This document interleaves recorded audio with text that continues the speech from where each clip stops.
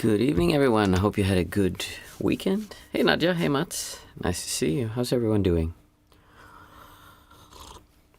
Has it been a good start to the week so far? I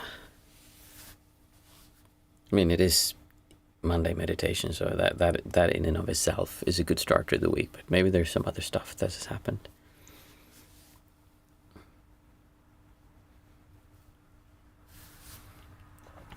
I just thought about something. I watched a video today, just now, of a guy who talks about Dharma, and he is so knowledgeable. He really knows like everything about it. I thought it was Thursday. Oh, is it Thursday? No, it's Monday, right? Or am I wrong? I could be wrong. I mean, no, it's Monday. I'm sorry, Nadia. This time you're wrong. It's not me.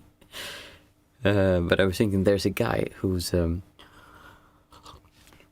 he's really knowledgeable about Dhamma and Buddhism and like all traditions, and he speaks so fast. I listen to him sometimes like, what the hell is he talking about? Like I just can't follow him, because he just throws around concepts and talks so clearly about them, or so fast about them rather than clearly, that it kind of like, okay, it's like if you understand what that means, then you understand the concept of what he's saying, which is the fallacies. It's really not about understanding anything. It's really about, it is, Nadia.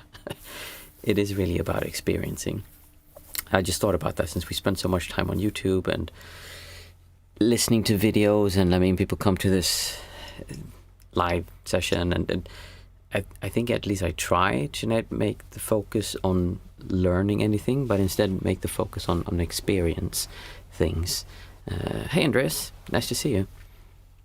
So that we don't spend too much time trying to understand, and it's so easy to believe, you know, when you go to school, and especially if you go to the university, when you go to the university and you start studying, there's like a whole new language of describing things. You can't just say the normal words you use for things. You have special words to describe things that we already know. So you don't say, I have a theory. No, it's a hypothesis, which is kind of the same way, but like we change things so that people who are not familiar with the vocabulary and the concept that we use in that circle feel like, oh, I don't understand this. I need to use those words. Or there's a lot of famous people who throw around, like Elon Musk is one of those guys. He loves taking like trending words that sound really cool, and like people kind of, oh, that sounds like something I should know. That means we know what we're talking about. And we just throw out those words, and it feels like, okay, then I understand what it's about. Hey, Jethro. And it's really, really not important. If we consider like how far we've gotten in our practice, I can from the top of my mind come up with 2 people who, as far as I know, have never practiced meditation and who aren't even interested in it, but who have much more joy, happiness, and calmness in their lives than most people who have practiced meditation and the Dhamma for their whole lives. Nadia, may I wear my meditation experience? May I wear my meditation experience? Share. Oh, absolutely. Do it, Nadia. So my point being that it's not that you need to learn a lot of stuff. You don't need to learn a lot of words. And if you listen to other videos, and mine included, and you're like, okay, I don't know that word, I don't know what they mean, that doesn't mean that you are behind or that you're not getting what we're talking about. It just means that you haven't used that vocabulary. It could be that you're actually experiencing much more joy and happiness than whoever is talking on the screen. They just have a better vocabulary, and they might have a better ability to express themselves. And even if they did, it doesn't really matter. It's like it's your reality that's important. It's how you're experiencing your sittings or whatever you're going through. And I'm really looking forward to hearing how Nadia had her meditation last Thursday. So I just wanted to say that because it's so easy, and I see people in his comments like comment on his videos, and they're very impressed. And someone who has listened to thousands of hours of Dhamma talks and heard so many teachings of all that kinds of traditions, the more I listen, the more it's just not important. People just like being good at talking. I think the less concepts and more difficult words and like the idea that you need to understand those, the better you're going to be at like your practice. Okay, let's see what Nadia has to say. Nadia, I had a very pleasant meditation, probably the best I've had. Oh, nice. I don't think I have ever felt as relaxed, like being back in utero. Oh, I felt like I connected to everyone meditating. Is that weird? No. No, that's really nice. Usually when we have these feelings of connections, I think I have a frozen shoulder, so I can't actually lift my arm higher than this. If you see me wince, it's not because you said something bad. It's just that I'm in pain. Usually when we have experiences like this, it's that the sense of self is relaxed, and then you don't feel that border between you and people outside it. Sometimes we can feel like we're kind of connecting with something, and especially in the beginning, there's a feeling of I am here and I'm connecting to you there. There's still a sense of me here, you there, but it feels really big. It's like this universal field we're connecting to. It is what it feels like, and in the beginning it really feels like you're connecting to something bigger.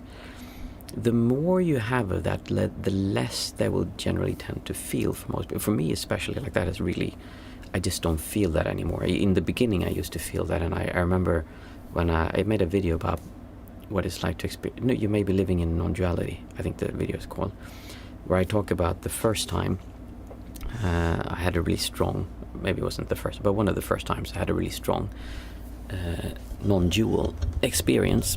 And let me just put the microphone so you can hear me better.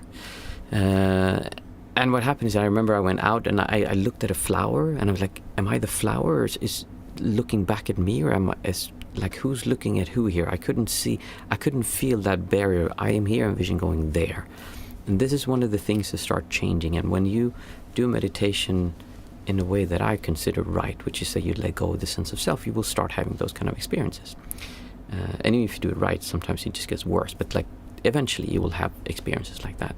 So that is very likely a somewhat non-centric, meaning you don't feel the centeredness. I am here, you are there. And then it's easy for the mind to go in like, oh, I'm connecting to everyone. And then you start creating a bigger sense of self than no sense of self. So it's a really good step along the way, and it's a very pleasant step. It's important to not take that as it's a shame that I said that's kind of what happens when you do meditation the way you should, like, because that's not really true. It would be better to see that as that's like some of the fruitions or some of the nice things that can happen, is that you can have experiences like that. But that's not kind of the point, to have one experience and then you're back to your dredging, boring reality again. It's more that you have an experience like that and you realize, hey, wait a minute. There is a different way of experiencing reality than what I normally do, and I just experienced that. So the way that I relate to the world doesn't have to be the way it is now. And it's not that I need to see because so many people have this idea that they need to connect to something else or other dimension or something bigger than themselves, and in fact it's just this here, like this is enough. We don't need to get away from the world that we have. And even pain, like I said, I have a frozen shoulder. It's like, it's really painful. I can't I can lift my arm like this, but I can't lift it up here more than like a certain degree. Then it really starts to hurt. And I still had to do things today. I was home with my daughter who was sick, and I had to carry things around, and then my son come home and I couldn't lift it, but it still jumped up in my arms. And it's easy then to go, oh, our life is so bad. But if you look at it, you can still choose to smile and enjoy, because this is just a sensory input, and it's pain. It's just pain. The problem comes in like, oh, my life is so miserable. I have so much pain. I have pain here, and I have inflammation in my heel, Achilles heel. I have pain in my neck. I have a cold of some kind running. I have lots of pain. But instead of kind of making that my reality, I focus on, hey, it's still nice sitting here, and I feel the breeze on my arm. And I always enjoy talking to you guys. It's very enjoyable for me to sit here. And I have my cup of tea and just the experiences. But then there really is a feeling of like stability. It's almost like it's not like, oh, I need to do this, I need to do that, I need to make this pain stop. Or what if this is something more serious? Oh yeah, I have a pain here like that, I don't know what it is. I've actually been to the doctor, and my kidneys might have some problems, we don't really know. So I'm going to take more tests. And it's very easy to then go like, okay, it's so terrible, I need to. And it's not, I mean, I am taking the precautions and the steps to handle the situation, but that doesn't mean I need to let that make my situation terrible or bad. And I also know that the kind of experience Nadia had, that those are really nice experiences, and life becomes more like that. But if you start running after that and believe that, okay, I need to be like that the whole time, then you're never going to be able to do that, because that pulling in and of itself is the same as if you were saying, oh, I just wish I could have a new home, a new husband, wife, child, job, car, whatever it is you believe that if I can just have that, then my life will be better. That is unfortunately the same with this. It might be good to have that as a motivation to get started, but eventually you need to let go of that idea that you need something outside of now, because your experience right now, that's all you have. There's a really, I don't know about what this is called, maybe someone knows about it. There's a number, and I can't remember if it's like, what could it be? Let me think. 26,542. Something like that. Tell me if you heard about this one. So there's a number. Hey Christian, nice to have you here. There's a number that says how many days the average person's life is, and I think it's different for male and female. And then you start counting this one down. And I can't remember who it was who saw that did a video on this, and he said that he wrote this on his journal. He just wrote every day 27, so it was like 19,540, and then now it's like down to 10,000, 1,100, whatever, 10,500, whatever it is. And you just count on every day, and it makes you think, hey, wait a minute, I'm waiting for a moment in the future when something's going to change, and when that changes, then I'll start my life. Then I will start to enjoy being here. But right now, no, because you know, right now I have this pain, I have this thing that might be serious, I don't know, it could be serious. I have this pain here, I have this here, and have that there, and this might be in 10 years that my neck is going to be completely kaput, my knees are broken, so it might be that I have to do surgery in a few years. Oh yeah, I should start worrying now, but maybe if all goes well and I'm very lucky, then maybe I get to enjoy my life the last few years, or maybe I can just get myself drunk enough to forget about it, or I can play enough computer games, watch enough Netflix, go out and party enough so that I forget about it, instead of just seeing like, hey, wait a minute, it's like, it's now, it's just now, like this moment is going to come and go and come and go, and eventually your life is going to be over. Now, I'm not saying that to make you feel depressed. I'm really saying that to give you the understanding that it's important to take advantage of and really utilize the time you have, because we don't have that much time. It's quite limited, actually, and I turned 47 in just a few weeks, and I have friends who have died, like, because they got old, or they got I'm not old, they got cancer and accidents, suicide. So people my age have already died, meaning that I could have died. Like people I went to school with, they've died. And people who are my age have children that are like in their 20s. Or it's like, it's insane when you think about it.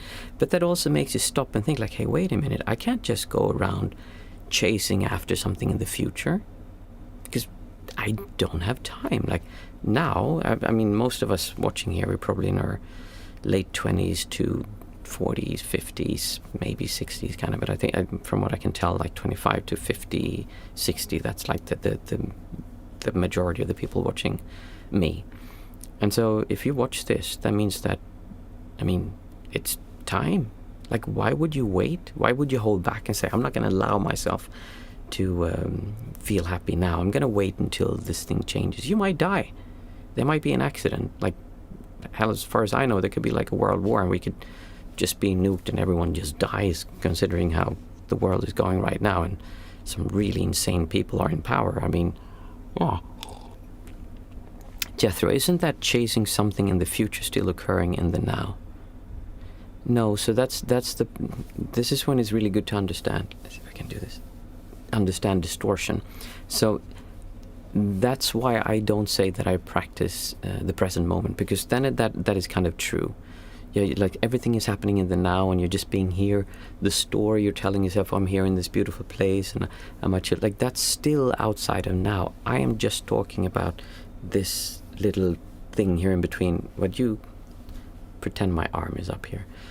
my reality and my desire for reality. Like those two things. Reality right now is just now. It's nothing about what happens in the future, your thoughts about the future. It's just you're experiencing right now. It could be that you have a thought about the future, but like I don't know anyone who's actually gotten completely beyond that, so they are affected by it at all, and it's just a thought. I believe that if you go beyond distortion completely, then yes, it would just be a thought. But thoughts make us drift away, and then we start reality, my desire for reality, and there's a distortion.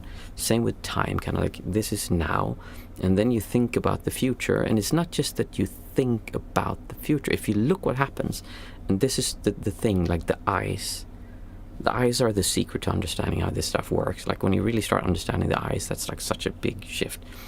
If you look at what happens, Jethro, when you observe your thoughts about the future, you'll see that you're kind of like hazy and you're not actually seeing around you.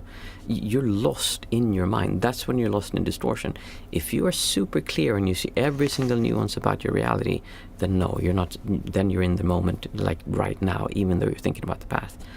But that's not what generally happens, which is why I say it's not on off. It's usually more kind of like, are you 100% stuck in your thoughts, just drifting away in a fantasy about the future, or a nightmare about the future? Or are you 20% off in your thoughts, drifting about the future or the past or whatever it is? It's a scale. It's not on off. Andreas, comparing yourself to others can be a curse that can easily create chaos in your thoughts. Absolutely, yeah. Nadia, funnily enough, talking about age, I was listening to a podcast with a 103-year-old woman. She was amazing. She had a brilliant sense of humor. That's awesome. I think age does what we talk about. If you're lucky, or if you do age the right way, I guess. There's plenty of old people who don't do this. But generally speaking, when you grow older, what happens is that you kind of stop worrying so much about what your hair looks like, because you've accepted like your hair is falling off or is getting gray, and that's okay. Yet there are some people who refuse, and they dye their hair and like try to make themselves look younger, and they do all kinds of surgery to like make everything stay as young as possible, especially like if you're in the spotlight a lot, and then people expect you to just stay looking the same. I think for movie stars this must be terrible, because everyone expects them to look the way they did when they were 20, even though they're like 60. So when you grow older, quite naturally, you do what we're doing here, what we're talking about. You let go. You let go of the idea that the world needs to be a certain way. You accept that you get older. You accept that you cannot control everything. When you're younger, you fight the world. You fight everything. You want to change everything. You want it to be this or that. It's so important. It happens the same way. And if someone does something where you go out and you make a fight, and then when you go older, you're like, it's okay, the world is the way it is. There are certain things I believe in that I stand for, and yes, I will fight for those, and I will do what I can to make those things better. But generally speaking, people will let go of the idea that the world needs to be a specific way for them to get happier. So someone who's managed to live until the age of 103, I mean, she's probably very well aware of like, okay, I'm going to die soon, and I'm really grateful for now. I'm not going to wait until I'm 104 and that thing has changed then, because she knows it's just going to go downhill when you're that old. Like, it's not like she's going to have a revelation at 105 and then her body goes like, oh, well, that's nice. I feel my bones starting to grow back again and getting sturdier and the muscles come. No, it's kind of acceptance. This is a big part of it. Let's see. Jethro, that makes sense about it being a scale and is more achievable than total nowness. Yeah, all day long without any future past mental chatter. This is really important, Jethro, because people see it black and white, because we talk about it black and white. Not many people talk about it as a scale, but classical insight meditation basically talks about it like black and white. But that's not my experience. And if you think about this, it's really, you can see someone, especially if you go to the supermarket and you see young people and they just and they're like, yeah, and they're like looking at you, but they're not really looking at you. They're kind of like, yeah, it's like $9.99, and they're off like in a fantasy, just trying to make their mind go. They're like 99% in their thoughts. They're not there.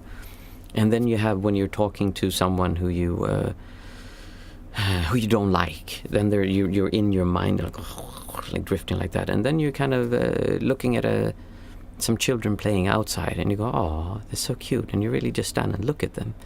And then maybe it's your child, and like, oh my goodness, something's going to happen, and then you back into like the thoughts again. But it's not going to be 100% on off. I sometimes let my mind carry me away. I had last spring, it's almost a year ago, I had something big that happened in our like relationship and people around me, something that happened, and I got really caught up in that event, like really completely unlike myself. I was sweating, I was angry, and my mind like completely unlike myself. I'm like, now it's my turn to lose control. Now it's my turn to like let my emotions, like I'm so tired of having to deal with this all the time. Like now I want to be acting like a child and just like it's my turn to do that. And I just let it kind of carry away. And I was always kind of aware, like, okay, this is like dumb, but I couldn't stop it eventually because it took over. And then it passed away. Like it goes like this and then it goes away. And like now I haven't had that since then. And it's very rare that I go into them, but they still happen. And I think people around me judge me more than myself because I was perfectly fine with that. I'm like, well, that happens. And even now I sometimes get caught up in ideas and thoughts that carry me away. And instead of fighting them, because I know I cannot really fight them, I just try to separate. So I'm like, I'm not completely there. I'm a little bit in that, but I'm at the same time at distance. I'm not caught up completely in what's happening there. See Milo. Hey Milo, have I seen you before? I'm not sure if I recognize you. Nice to have you here, by the way. Milo, as a Buddhist, what do you think will happen if we die, but we were so caught up in the moment and stuff to truly live life? I'm not a Buddhist. I never was a Buddhist. I was a Buddhist monk, but I was not a Buddhist. Maybe I called myself a Buddhist when people ask me, but I wasn't really a Buddhist. Because if you're a Buddhist, you have to ask yourself, first of all, what tradition of Buddhism do you believe in? Because they're very, very different. It's almost like comparing different religions. They're just so incredibly different. There's a few, or like worried about death. Yeah, we can definitely get to that. There's a few similarities that all Buddhist traditions have in common, which is usually like the Four Noble Truths, and like there's some other things, but in general, there's like insanely big differences. So I never identified as a Buddhist. I never considered, because then you ask yourself, okay, well, if I go to this tradition, they say it's 32 levels of existence after death, and if you die in this or that jhana, then you'll be reborn in that. Other one says, no, it's 28 levels of existence. If when you die in a jhana, you go to that one, and then you don't actually have Sotapanna, Sakadagami, Anagami, and Arahant, the 4 levels of enlightenment. No, it's actually 3 or 2. Or you don't want to become enlightened, you want to become a bodhisattva. Now that's the real thing. You get to just it's kind of like tantric sex. You get just to the orgasm, but then you hold back. You get just to enlightenment, but you don't take the enlightenment. You get reborn, so you can come back and bring the whole world with you into enlightenment. So for me, I'm not a Buddhist. And you don't have to be to practice. There's a lot of wisdom in Buddhism, but there's also a lot of nonsense, a lot of weird stuff that just is tradition, dogma.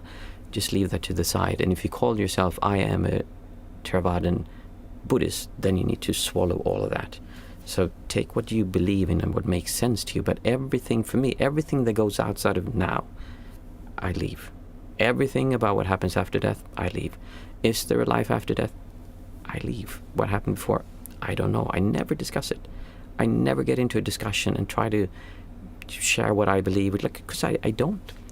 When I left to become a Buddhist monk, I had these questions. They were important to me. I needed to find out what happens after life. Why am I here? What happened before life?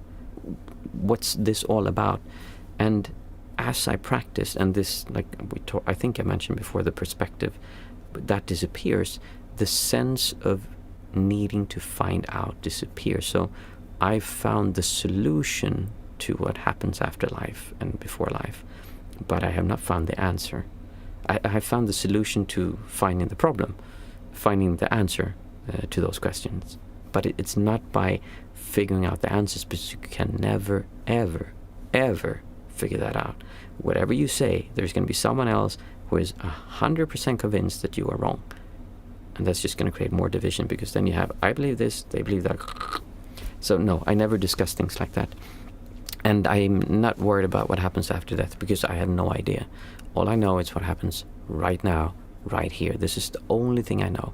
And I do my best to experience this moment as fully and as completely as possible, and enjoy it as much as possible, because I know of no other way that makes me a more enjoyable person to be around, and that makes me spread more love, more understanding, more calmness and peacefulness, and just happiness to the world than enjoying being here. If you have something, please tell me, because I have not found anything that can make you be what most people would consider a more loving human being than actually enjoying yourself wherever you are. I mean, that doesn't mean like, oh, you're in a funeral, like, woohoo, funeral, let's see, any good drinks here, like, where's the hors d'oeuvres? Hey, oh, what's up, Fred? That's being insensitive. That's something else. But enjoying being here, that's something very different. That would, if I would be in a funeral, I would be very respectful, but also be very appreciative of the person who had passed away, and the joy that they brought, instead of trying to fight the idea that they've lost, which they've gone, because they have. And that is a really difficult concept to deal with. I've dealt with loss of my father, my grandmother, and people close to me, and it's a difficult concept, but it's a really good concept to work with, because it's so absolutely immobile and just like hitting a brick wall. You cannot discuss this. Like fake news, all the crap that's going on right now, you can talk about angles and is it true, is it not? Death, it's like, stop. That person is dead. Okay, then you can get into, I can communicate with spirits, that's something else. But like the fact that they died, their body is gone, that's non-refutable. They're gone.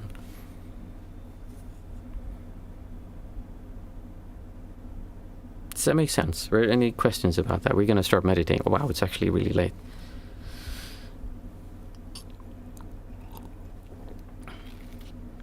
I don't really know what happens. I mean, you guys get me talking, and then I don't know if I just come up with this stuff myself or if you actually ask for it. But I really enjoy it, because it's some very good questions and some good thoughts. And I think that if you think about the things we discuss here and really take them to heart, and try to see how you're living your life, and are you enjoying being here?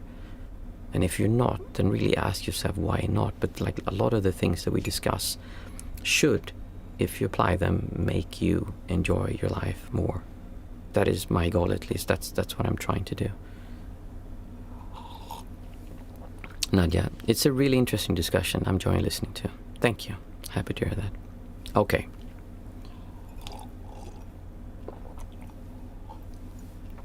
For those of you who are new, we usually start with a short chat. 5 minutes is the idea, but it takes apparently 5 minutes. Is 29 minutes right now, so it's a bit longer than supposed to. But we sit and have a short chat. After that, we do the 5, 4, 3, 2, 1 method, which is a method where we focus on going beyond our story of our lives and just focus on our senses, our sense doors, as you would say in Buddhism, which the mind is a sense door. It just works a bit different and has a different pool than the other sense doors. And we try to experience the senses in its smallest parts, in the nuances of it. So instead of saying, anyway, we see 5 things we can see, 4 things we can feel, 3 things we can hear, 2 things we can smell, and 1 thing that we can taste. After that, today is Monday. If Nadia isn't correct, then it's actually Thursday. And then we have a guided meditation, so I'll guide you through a meditation. We'll do 20 minutes of that, and then we're back to questions and answers if anyone has them, and we'll see how it goes. If it gets too late, then we'll just call it a day. Today was longer than before, but by all means, like, think about what we discussed, and if there's something you go like, no, I disagree with this is wrong, don't feel like you can't say that I'm wrong or that you can't voice your opinion. I am very happy when people say, no, I disagree with this. It's like that. Tell me and we can discuss it.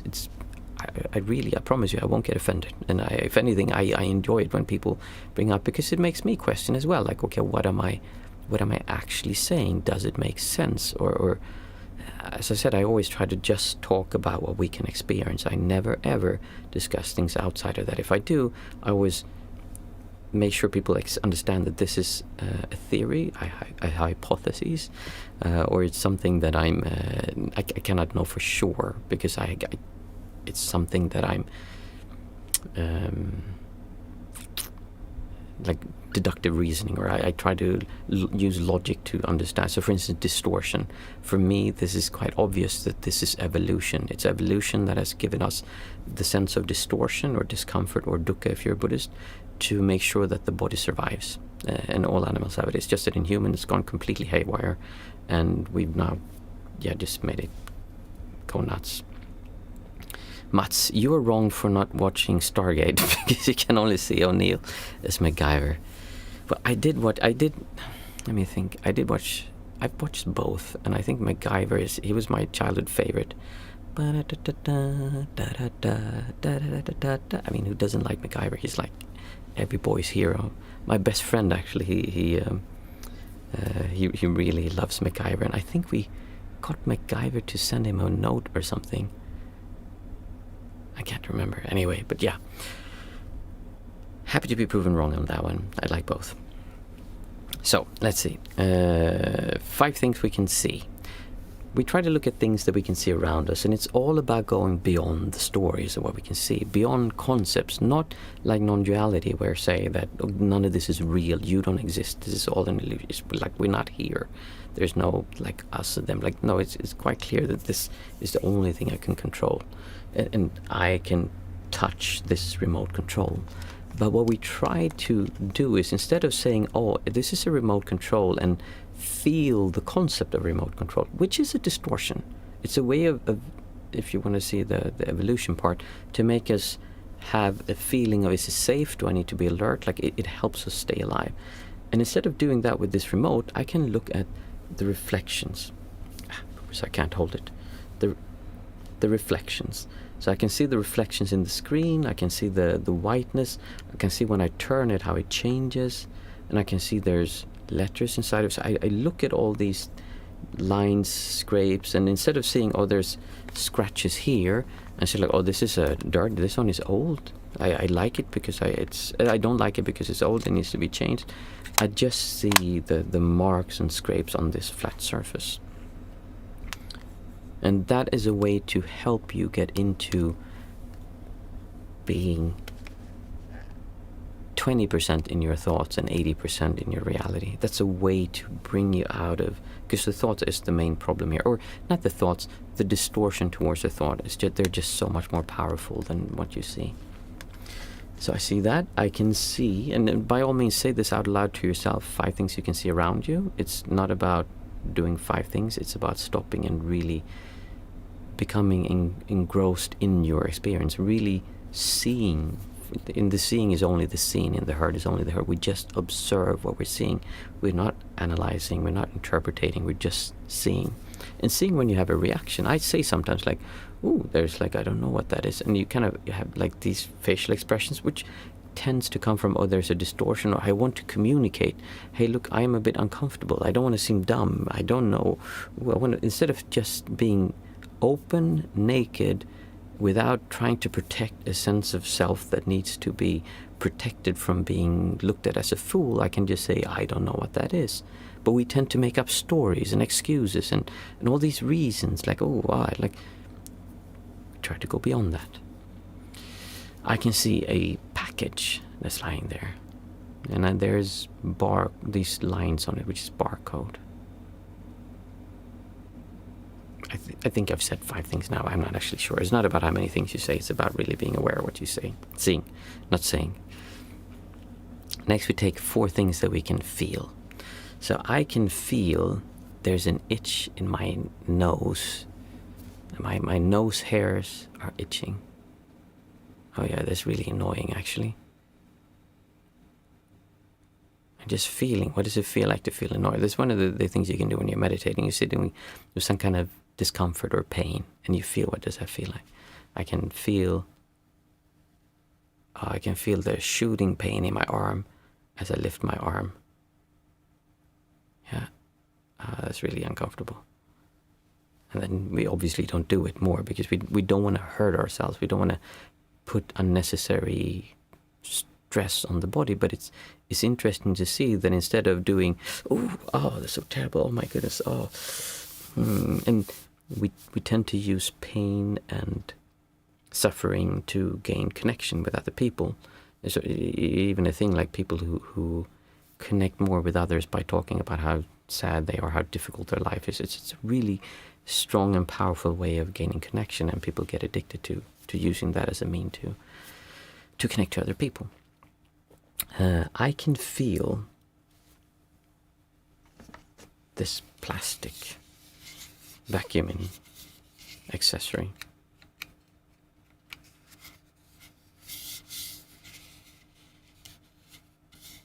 And I'm feeling for the surface. I can see how it's a bit coarse.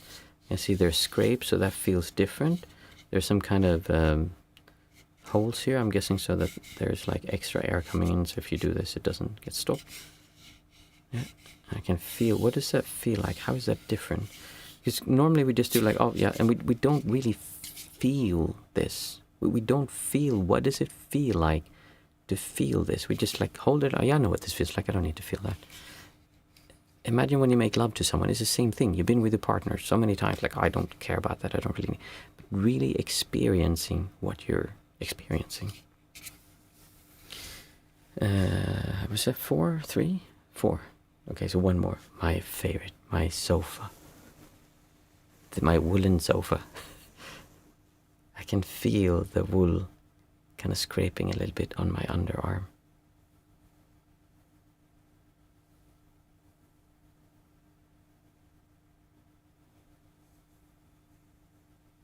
Nice. Next we take 3 things that we can hear. And here the same thing. We listen for things that might not be in the forefront of what you're listening to, but really listening to nuances in the sound. Trying to not just do, oh, I know what that is, and then stop listening, but actually listening and really hearing. What do you actually hear around you? So I hear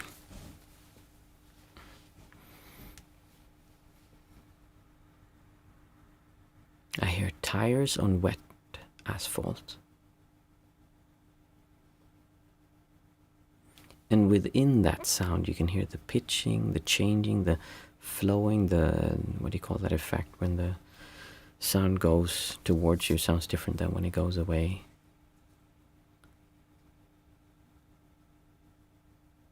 I can hear a fan spinning.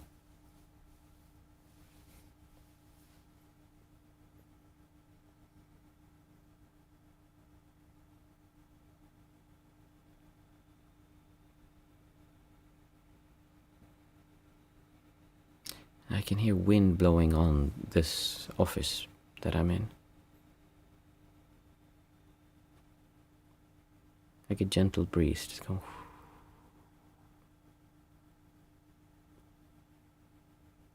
And as you're experiencing these things, try to think of what would a child who just learned to use his senses think of this. Like if you have children, this is a great way, especially when they're small, to see Doppler effect. Thank you, Mats.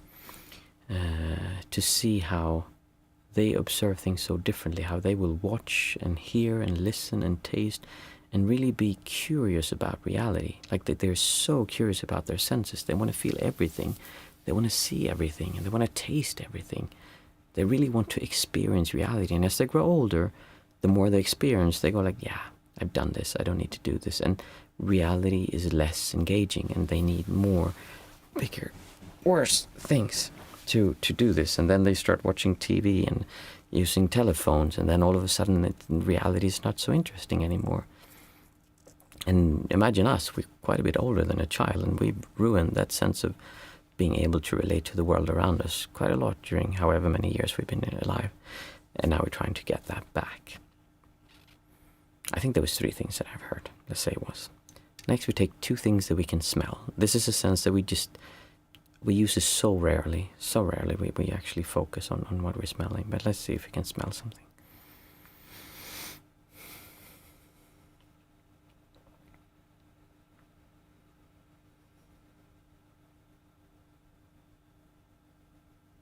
There's a slight smell of sweat.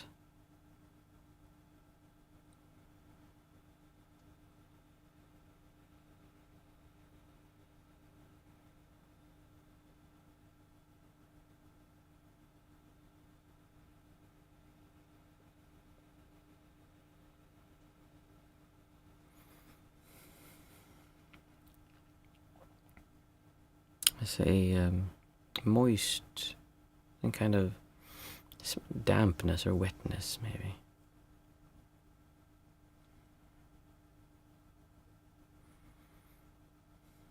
Yeah, something.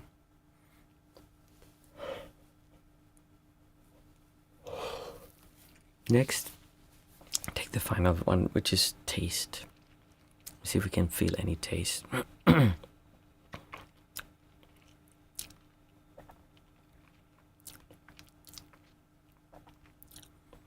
It tastes like iron.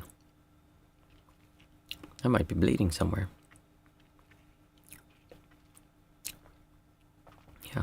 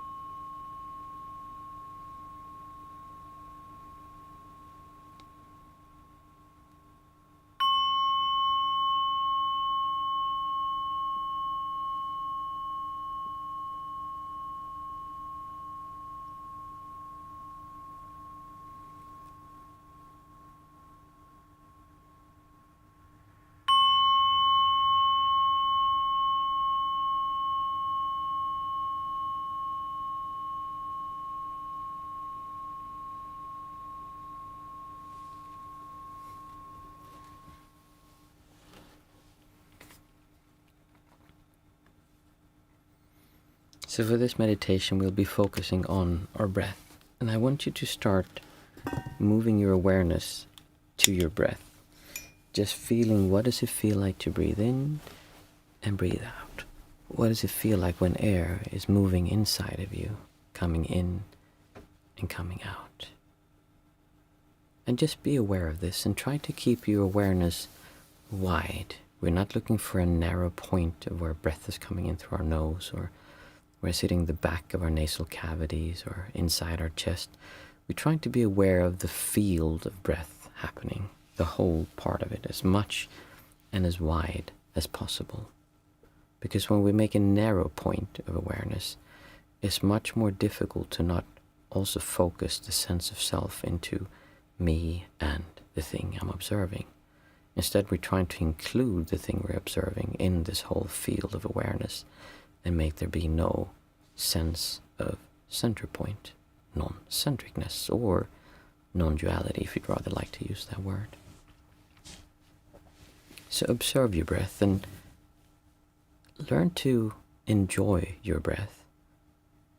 After you observed your breath for thousands upon thousands and thousands of hours, you'll see that it's enjoyable. It's like an old friend that you feel comfortable with. You know what it does, you know how it moves, you recognize the sound, you recognize how it changes when you're sitting in deep meditation, and how it changes when you're out running, or how it changes when you're swimming, or how it changes when you take a walk, when you're getting angry, what does that feel like in your breath? When you're feeling loving, when you're feeling like you want to get away from a place, when you're feeling stressed. The breath is always there, and it changes the whole time.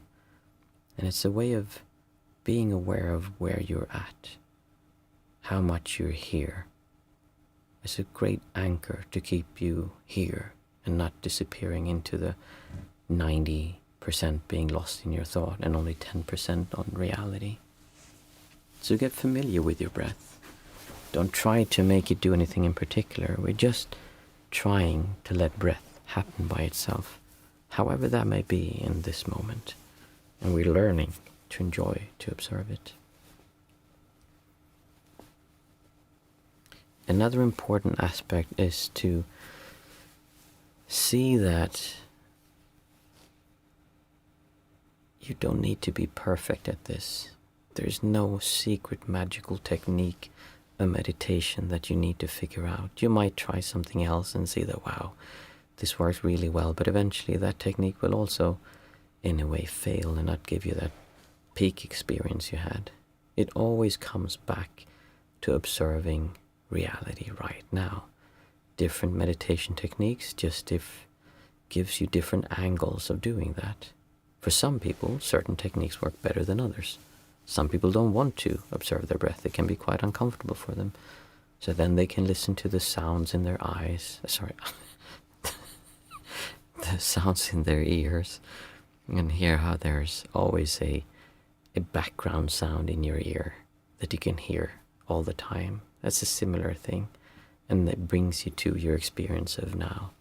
There's also, if you listen for this sound, you can hear it in between. I'll stop talking and just listen for the humming or the static background sound that you can hear if you listen to your ears.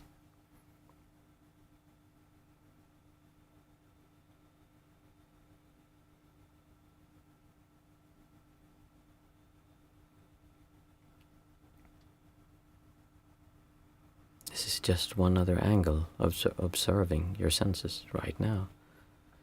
Another thing you can observe is the light that you see behind your eyes. Even if it's pitch black in the room you're sitting, there will still be a sense of light or movement behind your eyes. There's always some sense of something being seen. And do the same thing now. I'll be quiet and you can just look at your eyelids. Can you see that there are things happening there? And do this in a relaxed way. When, again, not trying to squeeze and hone in on our sense. We're trying to have a wide awareness and let the sense doors open themselves in that awareness.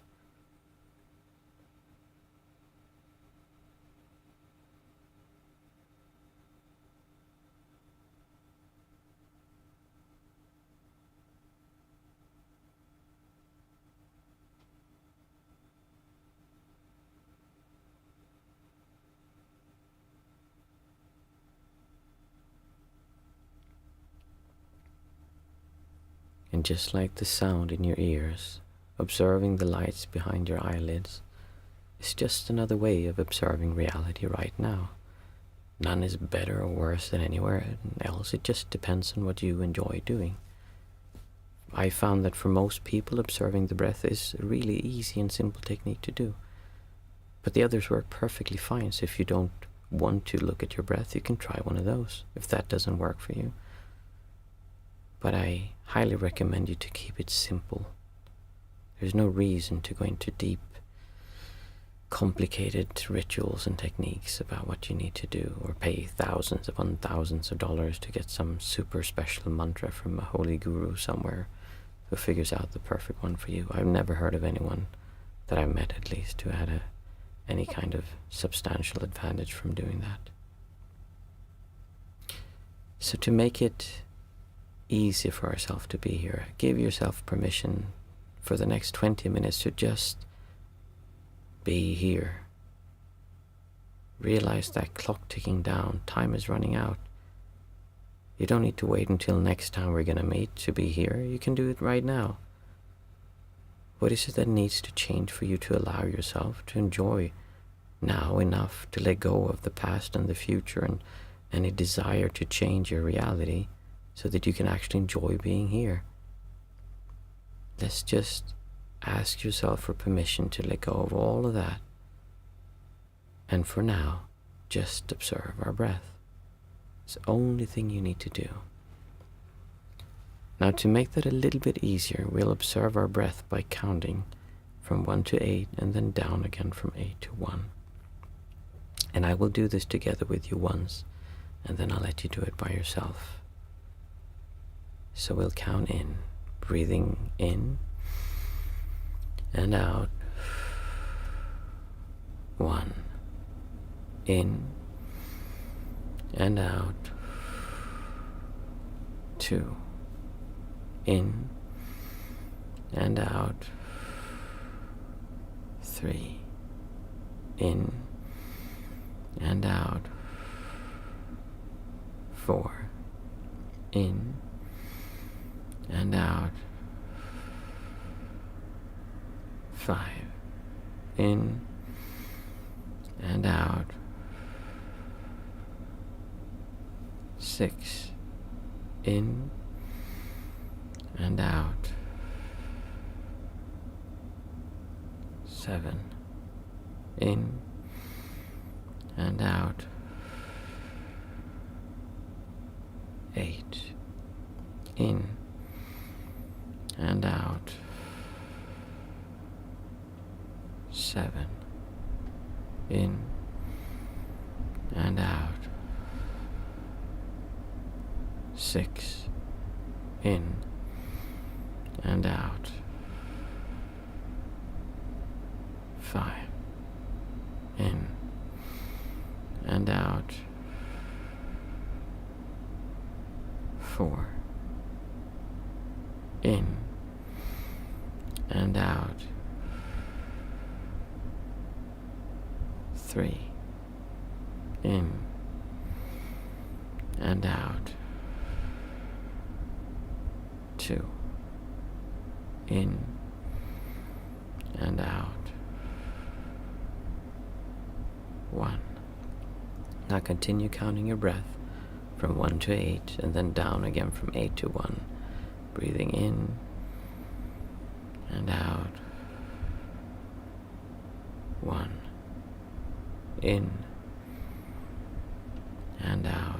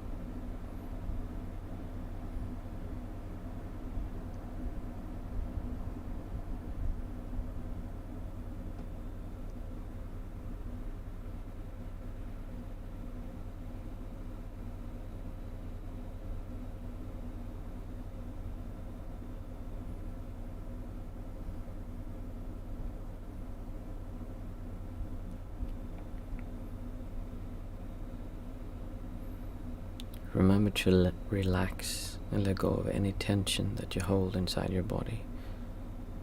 It's very easy to sit and meditate and all of a sudden your shoulders are squeezed tight up against your ears, or your fists are clenched. Maybe there's a leg that's being pushed down, or something else in your body, a jaw that's clenching. Your eyelids are closed too hard. Just don't feel afraid to move a little bit in your meditation, just to let go. Roll your shoulders back. Just make sure that you're not sitting and holding any tension as you're meditating. Non-centricness, or the feeling of there being no one right here, is a relaxed state. is that the state that is effortless and that comes from allowing whatever you're feeling inside of you to be there. Tension is in a way opposite of that, even though tension is there. Just let it be and relax. Don't push against it or say, oh, it shouldn't be there, and then feel bad about it. Instead, usually it helps just to move a little bit and relax. You can even tense up a little bit and then relax after that.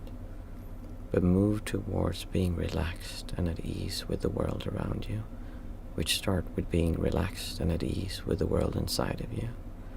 As you breathe in and out. 1.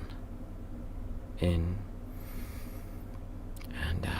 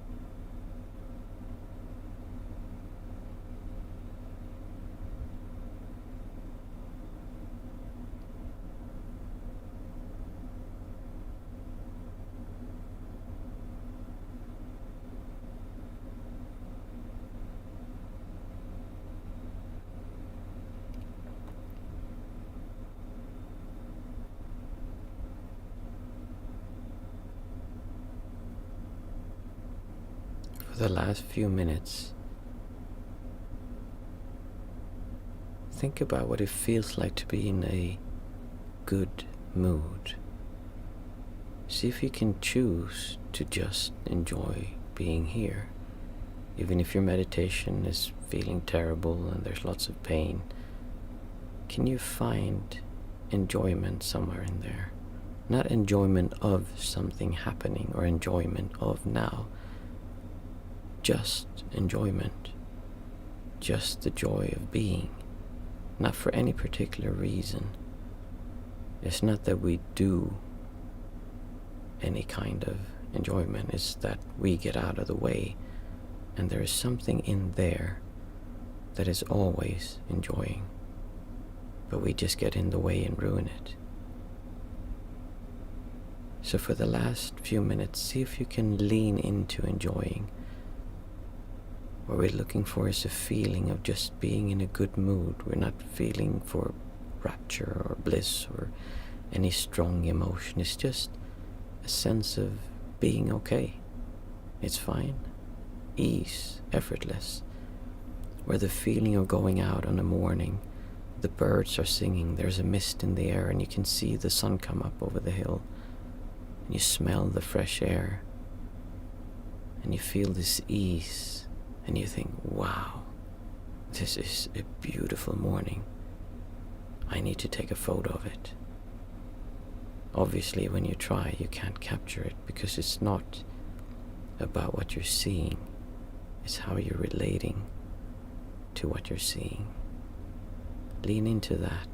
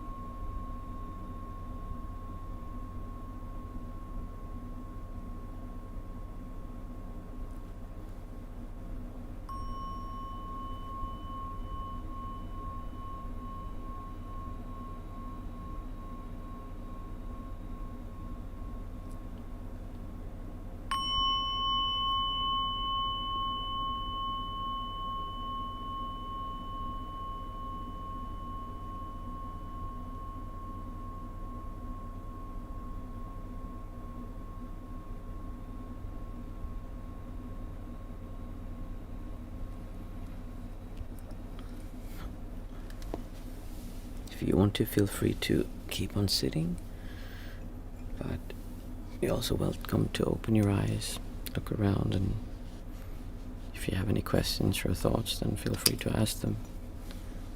We'll continue a little bit longer, even though it's getting late. I think this is the latest we've ever finished a meditation.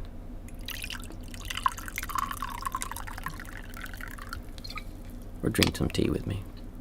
It's interesting to see after you've done the 5, 4, 3, 2, 1 method before, and then after you've been sitting, if you use your senses again and look around, you'll see that things feel different when you observe them.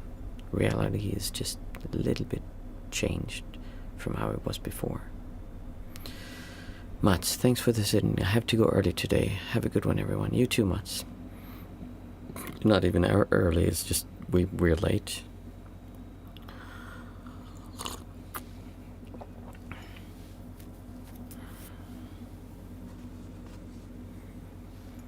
Jethro, listen to your eyes. Made me chuckle.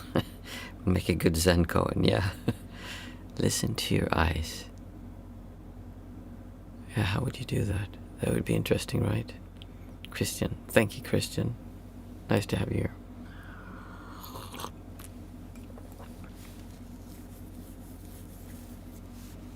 There was a time when that would have made me feel really embarrassed. Oh my goodness, no, I said something wrong. They think I'm not present enough. And it's really, there's this nice feeling when you don't need to defend an image of you. And I mean, this is just, here I have a role, kind of, you see me as someone who's talking about this spiritual stuff, but when I go inside and I'm a father, then I have another role, and I'm at my work, I have another role. And even though we have these roles and we do particular things in those roles, the idea that you need to defend yourself there is kind of, that's the self coming out, believing, oh, I need to put my foot down and show that this is how it's supposed to be done, or this is what I believe in. Like, just let go of all of that. And there's this ease, and then you can do the same thing, but not because you need to do that to validate that sense of you, but because you believe in it, or you think that's a good way of using your time.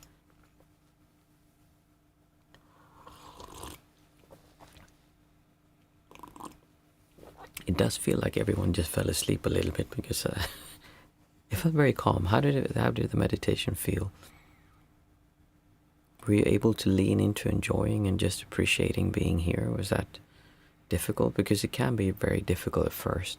We're so used to doing enjoyment, but there is enjoyment inside that comes out when we get out of the way.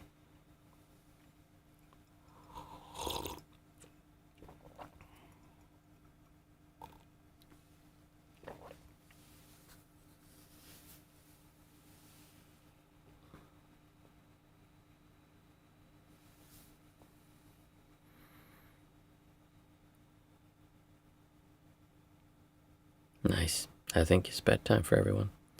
I really enjoyed today, and I hope you had a nice sitting. Until we see each other again on Thursday. I see Jethro. I enjoyed it. I felt calm, but sort of heavy also. Yeah, heaviness can be there also. Until Thursday, really focus on what we said about time, how time is running out, and what are you waiting for? What is it you believe needs to happen for you to finally go, oh, okay, I'm going to enjoy being me. I'm going to enjoy being here. There's something there that you're waiting for. What if you just skip that and you just enjoy being you now? See if there's something to that when you think about it. And I'll see you all back again on Thursday. Thank you.